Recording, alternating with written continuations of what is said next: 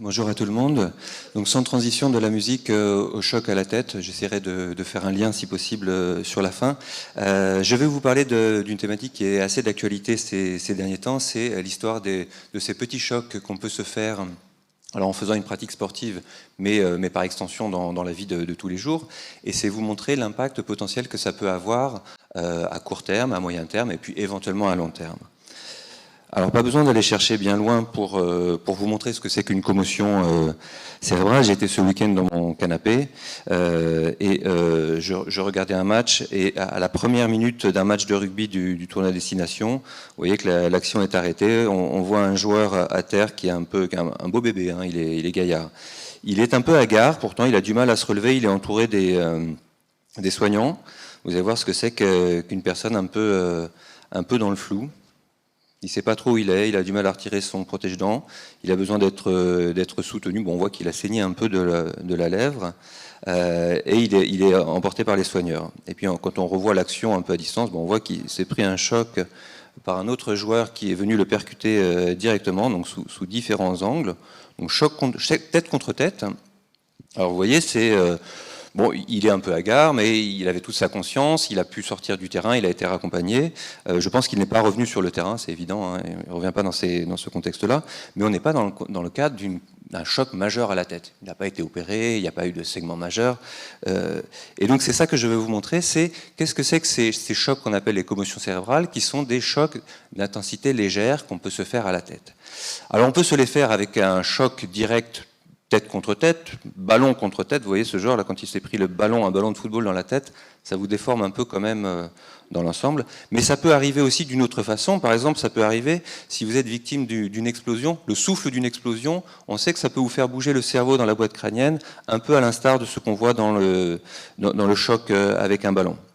Donc c'est super d'actualité, tous ces chocs par explosion, on sait que ça peut mimer ces chocs à la tête, et ça a été étudié chez les vétérans des guerres du Vietnam, des guerres en Afghanistan, chez qui on a regardé le cerveau et on voit les modifications qui s'opèrent avec le temps. Mais donc ces commotions cérébrales légères, ces chocs légers à la tête, ce sont ceux pour lesquels souvent on a toute sa conscience qui est préservée dans les quelques instants qui suivent le choc. On répond habituellement aux questions simples qu'on nous pose. Pourtant, il y a peut-être des séquelles qu'on va chercher à examiner.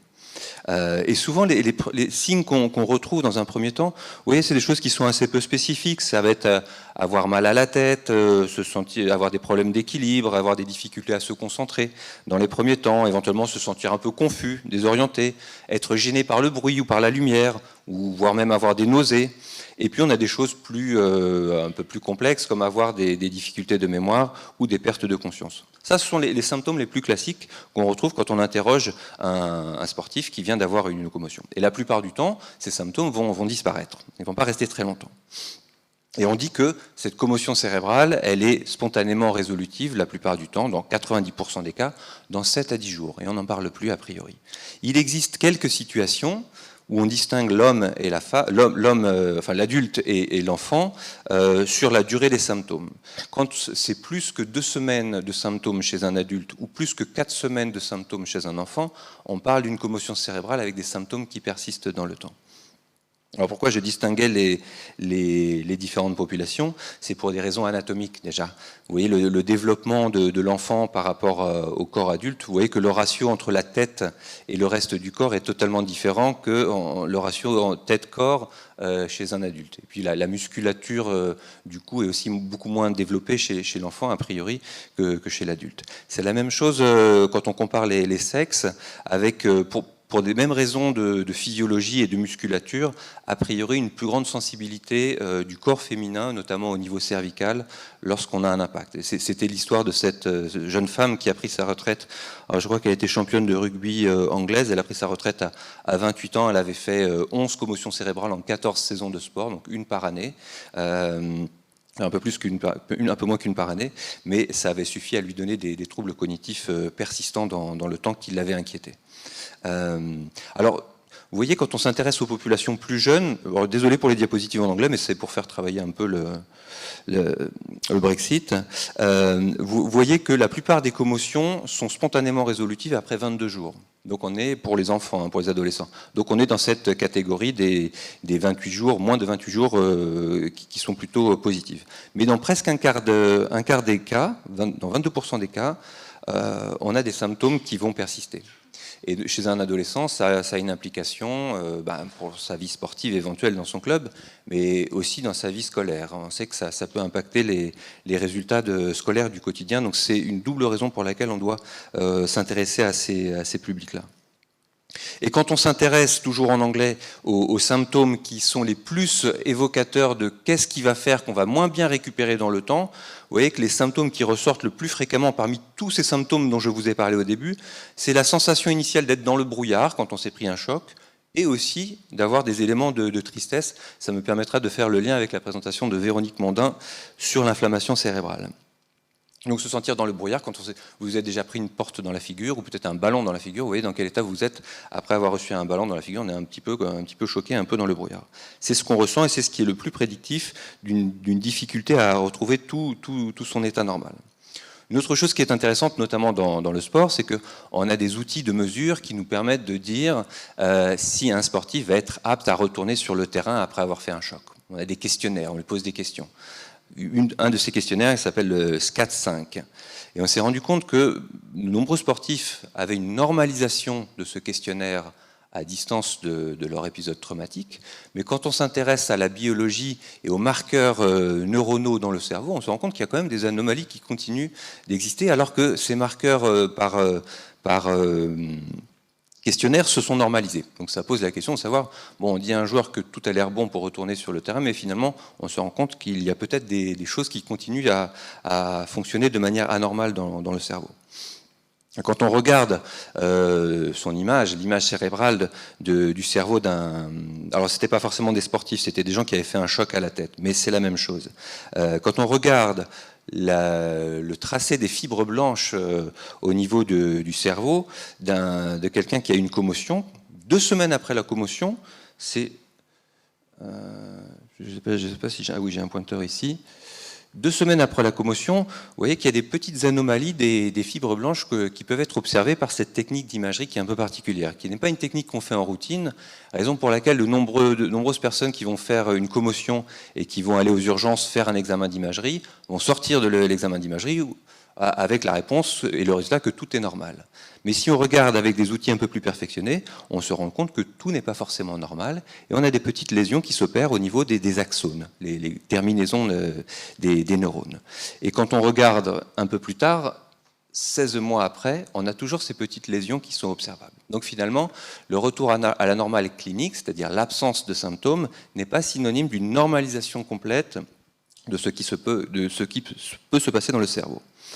Et alors, il y a des gros titres qui ont fait s'interroger sur l'effet à long terme de ces commotions. C'est notamment des histoires de joueurs de rugby qui avaient été champions du monde. C'était un Anglais et un All Blacks, un Néo-Zélandais, qui ont déclaré avoir fait une maladie neurodégénérative précoce, avec début précoce. Donc par exemple, le premier joueur, Steve Thompson, donc l'article date de 2020, il est tout récent, ouais. Il a gagné la Coupe du Monde en 2003, mais il ne s'en rappelle pas. En 2003, c'est il y a quand même pas très très longtemps. Donc 17 ans après avoir gagné la Coupe du Monde, il ne se rappelle pas qu'il a gagné la Coupe du Monde. Et c'est pareil pour le joueur numéro 2 qui a déclaré avoir des gros problèmes de mémoire et il a même attaqué les autorités du rugby néo-zélandais. Alors ça nous amène vers un point de l'impact à long terme de ces petits chocs qu'on peut faire au quotidien. Et je vais vous amener vers ce concept de ce qu'on appelle maintenant l'encéphalopathie chronique traumatique, qui est cette forme de démence qui se développe suite à des chocs ou éventuellement suite à des expositions à des phénomènes de blast, comme on peut voir chez les militaires. Alors ça avait été décrit initialement chez les boxeurs, vous voyez, c'est un concept qui est assez récent, on est en 1928 seulement, et les premières observations font état de perturbations de type de démence, avec des adultes qui ont des comportements qui ressemblent à ceux des enfants. Ils retournent en enfance. Plus tardivement, en 1937, on a décrit la démence pugilistique, où c'était des gens donc c'était des boxeurs encore, qui commençaient initialement par avoir des troubles de la mémoire, des troubles cognitifs, et puis des troubles psychiatriques. C'est un peu atypique par rapport à ce qu'on attend habituellement des symptômes classiques de la démence. Et c'est vraiment en troisième partie d'évolution de leur pathologie qu'ils avaient vraiment des symptômes liés à la démence. Et donc plus tard, bon, je vais passer vite, mais plus tard est apparu en 1940 ce concept d'encéphalopathie chronique traumatique. Et ça a été médiatisé plus récemment aux États-Unis par Bennett Omalu, qui a étudié l'impact chez les joueurs de football américains. Vous savez, c'est comme du rugby, mais plus violent, avec des joueurs qui sont extrêmement protégés, extrêmement casqués. Chez qui on a mesuré très rapidement le développement d'anomalies dans le cerveau qui ressemblaient très fortement à celles qu'on observe dans la maladie d'Alzheimer. Et donc ça a fortement interrogé la communauté scientifique. Donc si on devait synthétiser ce que c'est que cette encéphalopathie chronique traumatique, c'est une pathologie chronique qui évolue en plusieurs étapes avec des symptômes initiaux qui sont plutôt comportementaux. Ça va être des choses un peu atypiques comme se sentir irritable, avoir de l'apathie. L'apathie, c'est la perte de la motivation qui est très sensible au cortex singulaire antérieur dont on parlait tout à l'heure pour l'hypnose. C'est des régions qui sont similaires. Le fait d'avoir des idées de dépression, voire des idées suicidaires, voilà les symptômes qui doivent vous alerter en tout début de cette encéphalopathie chronique. Et puis par la suite vont se développer les troubles de la mémoire qu'on appelle épisodiques. C'est les troubles de la mémoire quand on ne se rappelle pas des épisodes de vie qu'on a vécus. Et puis ensuite des symptômes plus globaux qu'on retrouve dans plusieurs pathologies neurodégénératives. Et donc cette encéphalopathie chronique traumatique, pour faire très simple, ça se manifeste comme une atrophie globale de notre cerveau, et surtout dans les régions du devant, les régions frontales et les régions du côté, les régions temporales, avec l'accumulation de cette protéine particulière qu'on appelle la protéine Tau, dans sa forme phosphorylée, qui est un des marqueurs de la maladie d'Alzheimer. On a plusieurs marqueurs dans la maladie d'Alzheimer, mais la protéine Tau phosphorylée, c'est un des marqueurs qu'on retrouve de manière quasi certaine dans les formes anatomopathologiques de la maladie. Et quand on fait le parallèle avec cette maladie d'Alzheimer, on a deux anomalies qui sont caractéristiques dans la maladie d'Alzheimer à ce jour. On a des neurodégénérescences, c'est des dégénérescences neurofibrillaires qu'on retrouve à l'intérieur des neurones, et puis à l'extérieur des neurones, vous avez ces anomalies qu'on appelle les plaques amyloïdes. Donc une de ces anomalies est retrouvée dans l'encéphalopathie chronique traumatique, comme celle qu'on retrouve dans la maladie d'Alzheimer. Et un autre élément qui est intéressant, c'est le fait qu'un choc qui stimule des récepteurs au choc vont libérer un petit peptide qui s'appelle la substance P. Et cette substance P, on s'est rendu compte qu'elle était une substance qui était à l'origine de l'activation de cette phosphorylation de cette fameuse protéine Tau. C'est une première action qu'elle a. La deuxième action qu'elle a, c'est stimuler tout un ensemble de cascades biochimiques qu'on appelle les cascades de l'inflammation. Ça va, alors c'est des noms un peu particuliers comme les interleukines, mais les interleukines sont des cytokines inflammatoires qu'on retrouve dans de nombreuses situations. Par exemple, l'interleukine 6, on la retrouve dans la dépression chronique. On la retrouve aussi chez des personnes qui font du psoriasis. On dit de beaucoup de maladies qu'elles sont psychosomatiques, parce que, enfin, par extension, parce que c'est peut-être un facteur émotionnel qui peut déclencher, par exemple, des phénomènes de peau. Et bien, on s'est rendu compte dans le psoriasis que c'était les mêmes marqueurs inflammatoires qui étaient activés que dans la dépression, et finalement que dans un choc à la tête. Donc vous voyez peut-être ce qui fait vieillir notre cerveau quand on fait des chocs répétés à la tête, c'est une forme qui ressemble à de l'Alzheimer et puis une forme qui ressemble à de l'inflammation chronique. Et les facteurs de stress chronique qui ont été évoqués tout à l'heure, notamment dans le cas de l'hypnose, sont des facteurs qu'on retrouve dans de nombreuses maladies et qui sont de plus en plus étudiés maintenant. Alors si jamais vous décidez d'être footballeur dans votre vie, à votre avis, quel poste il faut choisir ? Pas n'importe lequel, on s'est rendu compte que certains joueurs étaient plus exposés que d'autres, et c'était notamment le cas des défenseurs centraux. Les défenseurs centraux, pourquoi ils sont plus exposés ? Parce qu'ils reçoivent le ballon shooté par le goal adverse avec un ballon qui fait une forme en cloche comme une ogive et qui vient leur tomber pile poil sur le lobe frontal. Et on s'est rendu compte que, alors c'est plusieurs études qui ont montré que ces joueurs, quand ils étaient défenseurs centraux, ils avaient des tests cognitifs qui étaient un peu moins bons que la moyenne. Et on s'est rendu compte aussi qu'après un certain nombre de têtes par an, alors vous pouvez compter le nombre de têtes que vous faites par an ou le nombre de coups dans la porte du placard de la cuisine que vous pouvez vous faire par an, mais au-delà de 1320 choc dans la tête par an, eh ben, vous avez des anomalies à l'IRM qui sont quand même visibles, avec des tests cognitifs et des tests de mémoire qui sont quand même très foncièrement accélérés. Donc les chercheurs sont allés chercher des souris et ont fait l'expérience de la souris casquée. L'expérience de la souris casquée, c'est une histoire dans laquelle vous avez 4 groupes de souris, des souris à qui vous ne faites rien, c'est les chanceuses, des souris à qui vous faites semblant de faire ressentir une explosion, mais ce n'est pas vraiment une explosion, des souris qui sont soumises à une vraie explosion, et puis des souris qui sont soumises à une explosion, mais à qui on a mis un casque et une minerve. Donc des souris super protégées. Je ne sais pas comment ils font en pratique, mais a priori, moi je m'occupe des humains, je ne sais pas comment on fait pour les souris. Mais a priori, c'est possible. Et alors on leur a fait faire des tests, notamment des tests dans un labyrinthe, pour savoir si ces souris pouvaient retrouver facilement leur chemin. Et on les avait habitués à ce labyrinthe avant. Ça veut dire que c'est un phénomène mnésique de retrouver le chemin dans le labyrinthe. Et on s'est rendu compte que les souris qui avaient été exposées au blast avaient beaucoup plus de mal à trouver la sortie du labyrinthe. Et chez les souris qui avaient été soumises au blast, on retrouvait ces fameuses anomalies, ces neurodégénérescences fibrillaires, comme dans la maladie d'Alzheimer. A l'inverse, celles qui avaient été protégées par le casque et la minerve, il n'y avait pas de trouble de mnésique. Elles pouvaient sortir du labyrinthe assez facilement et on ne retrouvait pas de ces anomalies dans le cerveau. Donc vous allez me dire, moralité, il faut mettre un casque à tout le monde. Ça n'est pas aussi simple que ça. Alors pourquoi ça n'est pas aussi simple que ça? Parce qu'on s'est rendu compte que plus on protégeait les gens, plus ils mettaient la tête à fond dans la mêlée. Donc ce n'est pas forcément une solution, et que parfois les solutions qui étaient proposées, notamment dans le rugby, c'était des casques qui doivent faire 50 cm d'épaisseur, et ça ne suffit pas forcément à vous protéger. Mais ça a amené les instances du sport à réfléchir sur les actions qu'on pouvait mettre en œuvre, et notamment pour protéger les plus jeunes publics.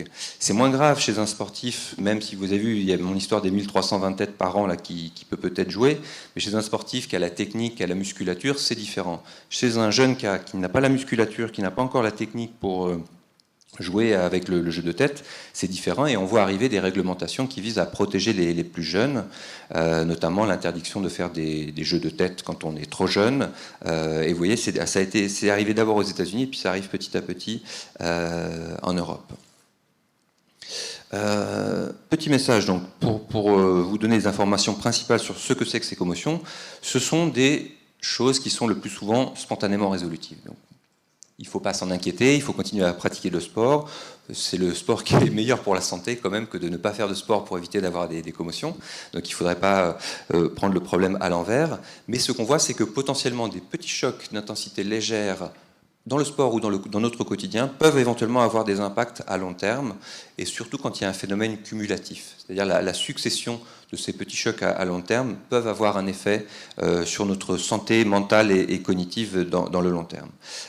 Et que les symptômes qui doivent nous alerter ne sont pas forcément les symptômes classiques. C'est d'ailleurs la même chose que pour la maladie d'Alzheimer. Si je vous demande quel est le signe qui doit vous alerter pour dire que vous avez peut-être une maladie d'Alzheimer, les gens me disent souvent c'est parce qu'on ne sait plus, on a mis les clés de la maison.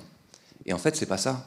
C'est pas ça le premier symptôme dans la maladie d'Alzheimer. Le premier symptôme dans la maladie d'Alzheimer, c'est d'avoir perdu la motivation, c'est d'être apathique ou d'être dépressif. C'est ça les premiers symptômes de la maladie.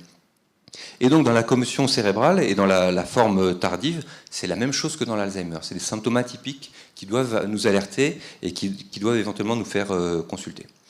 Et puis il existe des facteurs favorisants, notamment le fait d'avoir des antécédents de dépression, par exemple, ça peut être un facteur qui nous fragilise davantage.